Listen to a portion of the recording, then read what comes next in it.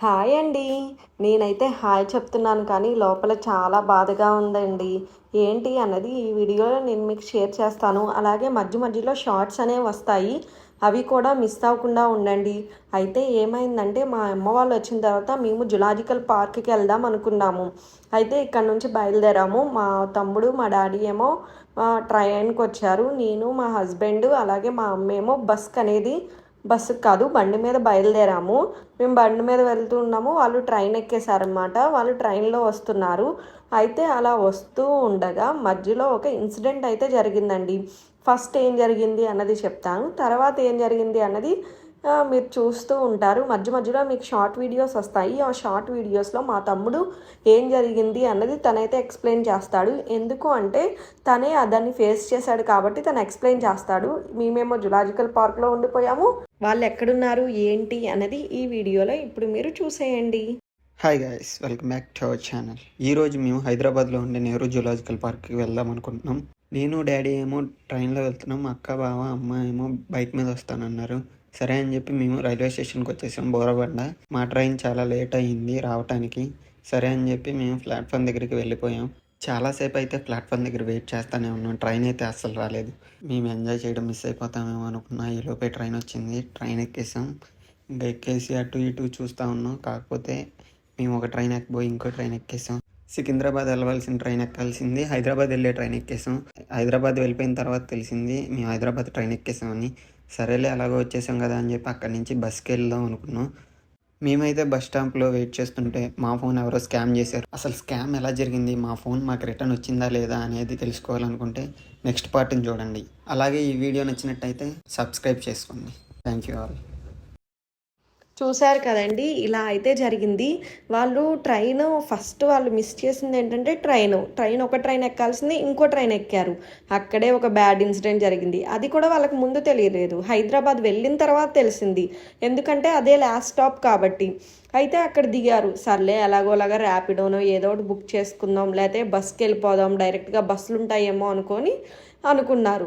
సర్లే అంతలోకి ఒక బస్సు ఎక్కి దిగిన తర్వాత నెక్స్ట్ బస్ ఎక్కే లోపలే స్కామ్.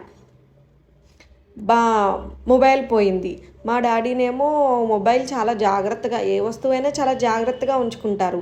ఆ రోజు ఏమైందో ఏమో పై పాకెట్లో పెట్టుకున్నారు. ఇంకా చూసేపాటికి మా తమ్ముడేమో డాడీ ఫోన్ ఏది అనగానే లేదు లేదు అనుకొని అమ్మ చాలా కంగారు పడ్డాడు. ఫోన్కి చేస్తూ ఉన్నారు. స్విచ్ ఆఫ్ వచ్చింది. ఎందుకంటే దొంగ ఫోన్ అయితే స్విచ్ ఆఫ్ చేసేసాడు. మనం ఎవరినైనా తీసుకున్న వాడిని దొంగ అంటామేమో, కానీ వీడు రియల్ దొంగే అలాంటి స్కామ్లు అనేది చేశాడనమాట. ఇప్పుడు నెక్స్ట్ ఏమైందో చూద్దాం. హాయ్ గాయ్స్, లాస్ట్ వీడియోలో స్కామ్ ఎలా జరిగింది ఏంటి అని చెప్తాను అన్నాను కదండి. హైదరాబాద్లో ఉండే అఫ్జల్గంజ్ బస్ స్టాప్ దగ్గర మేము బస్ కోసం వెయిట్ చేస్తున్నాం. అక్కడ అబ్బాయి కూడా అలాగే ఉన్నాడు. మేమైతే బస్ ఎక్కుతున్నప్పుడు మా డాడీ జోబీలో నుంచి ఫోన్ అయితే కొట్టేశాడండి. ఆ కొట్టేసింది ఎవరో కాదు, ఇక్కడ పడుకున్నారు చూసారా ఆయనే. మేమైతే ఫోన్ కొట్టేసినప్పుడు చూడలేదండి. తర్వాత వెంటనే నేను మా డాడీ పాకెట్లో చూడంగానే కనిపించలేదు. సరే డాడీ ఫోన్ ఏది డాడీ అనగానే ఏది నాన్న అని అన్నారు. ఇంక వెంటనే కిందకి దిగిపోయామండి. అక్కడికక్కడే దిగిపోయి చాలాసార్లు ఫోన్ అయితే చేసాము. చాలాసార్లు ట్రై చేసినా సరే స్విచ్ ఆఫ్ అనే వచ్చింది. ఇంకా పోయిందని చెప్పి జూ పార్క్ వెళ్ళిపోదాం అనుకున్నాం. ఈలోపు మళ్ళీ ఇంకోసారి ట్రై చేశాను. కాల్ అయితే లిఫ్ట్ చేశారు. అది ఎవరో కాదు, పోలీసులు లిఫ్ట్ చేసి ఫోన్ మా దగ్గరే ఉంది, రండి అఫ్జల్గంజ్ పోలీస్ స్టేషన్కి రమ్మన్నారు. అది బస్ స్టాండ్ ఆపోజిట్ సైడే ఉంటుంది. సరే అని చెప్పి మేము అక్కడికి వెళ్ళాము. అక్కడికి వెళ్ళిన తర్వాత వెయిట్ చేసాం చాలాసేపు అనేది. సరే దొంగ ఎలాగో దొరికేసాడు కదా, మా ఫోన్ అయితే మాకు ఇచ్చి పంపించేస్తారు అనుకున్నాను. మీద ఎఫ్ఐఆర్ బుక్ చేసి జైలుకి పంపిస్తామన్నారు. Subscribe to next video. విన్నారు కదండి, మా తమ్ముడు చెప్పింది అయితే మొబైల్ పోయిన తర్వాత ఫస్ట్ స్విచ్ ఆఫ్ అయింది, తర్వాత రింగ్ అయింది. ఏంటి రింగ్ అయింది అనుకుంటే కట్ చేస్తే పోలీసులు కాల్ లిఫ్ట్ చేశారు. లిఫ్ట్ చేసి మొబైల్ మా దగ్గరే ఉంది, మీరు వచ్చి తీసుకోండి అని అయితే చెప్పారు.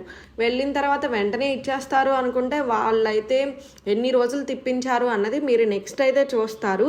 వీడియోని కంటిన్యూ చేయండి, డోంట్ మిస్ ఇట్. చాలా ట్విస్ట్లు అన్నీ జరిగినాయండి ఈ వీడియోలో అయితే. మేము ఎంజాయ్ చేయాలనుకున్నదంతా చాలా మిస్ అయిపోయాము. అసలు మనం శాంత్ బాబుతో గౌన్ వేయించి అన్నీ చేసాం, కానీ ఏదో ఒక తెలియని వెలుతైతే అందులో అయితే కనిపించింది మాకు. ఇంకా ఏంటి అంటే చాలా జాగ్రత్తగా ఉండాలండి. ఇది మనకి తెలియని ఏరియా. ఈజీగా ఏమైనా పోయినా, మిస్ అయినా మనం తెచ్చుకోవడం అనేది చాలా కష్టం. హైదరాబాద్ అంటే దొంగలు అనేది వినడమే తప్పించి నేనైతే ఫస్ట్ టైం ఈ ఎక్స్పీరియన్స్ అయితే చేశాను. మేము ఈ మధ్య వచ్చాం కూడా హైదరాబాదు. సర్లే అని మా పేరెంట్స్ ఒక టూర్ వేద్దామని చెప్పి వచ్చారు, బాబు అన్నప్రసన్న కోసం కూడా.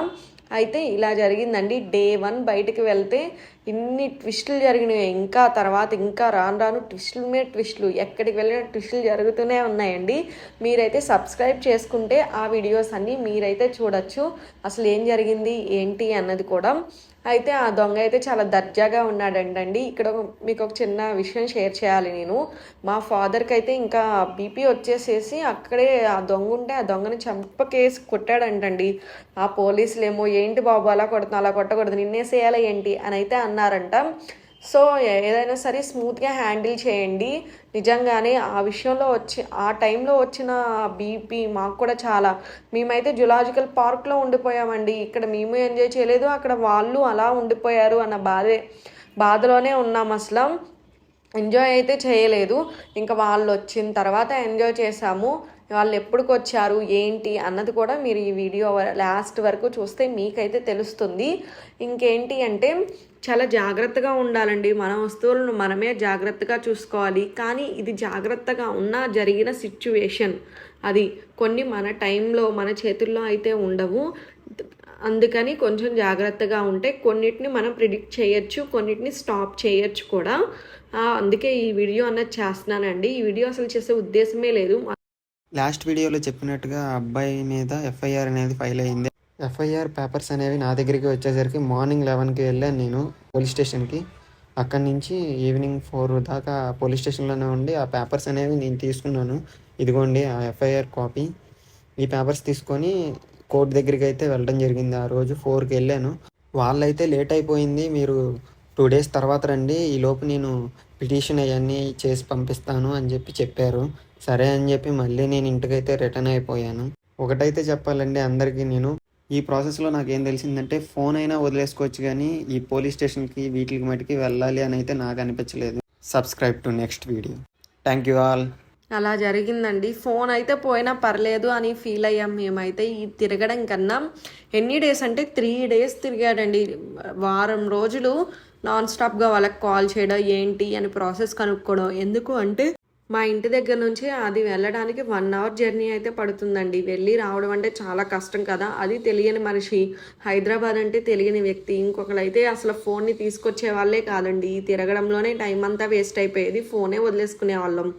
నిజంగా పోయింటే ఫోన్ అయితే వదిలేసుకునే వాళ్ళం, కానీ పోలీసులు లిఫ్ట్ చేసి మా దగ్గర ఉంది అని చెప్పడం వల్ల ఇంక ఇవన్నీ తిరగాల్సి వచ్చింది.